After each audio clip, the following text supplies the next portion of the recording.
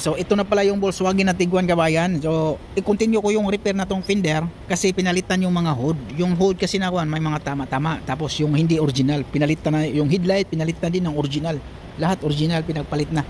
So okay na. So ito pinagpatuloy ko na. Yung bumper repair lang din yung bumper. So ito pinagpatuloy ko na tatlong coating na tayo ng kabayan ha. Tatlong coating, umabot tayo ng tatlong coating.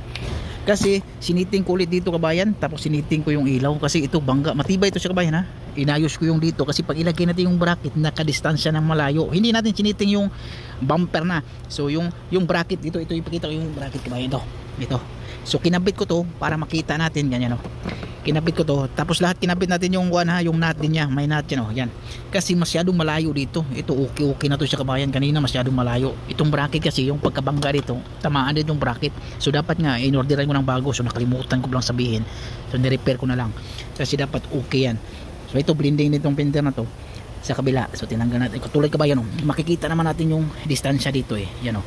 Yan ang distansya na. Dito masyadong dikit, dito medyo malayo. So okay na yun, dito parehas na. Kasi pag hindi mo masiting na maayos yan, may posibilidad talaga paglagay mo ng bumper nakaawang, tabingi. Kasi ito maliit lang to sa kabayan, pinaka-importante ito sa bumper.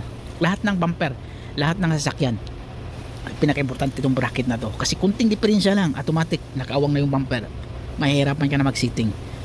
Pag isipin mo, pag mag-sitting ka na, maglagay ka na ng bumper, isipin mo kung ano yung bangga. So yun, katulad yung bangga. So automatic yung bracket dito, pag malakas, may impact sa bracket. So kailangan alalayan mo lang. Pwede mo dayain pag kailangan na. Ayun ang sinasabing dayain mo na sa alignment. Pero importante talaga to siya. Kunting diferensya. Okay, maraming salamat kabayan. Pero kung final na siya, okay na yan siya.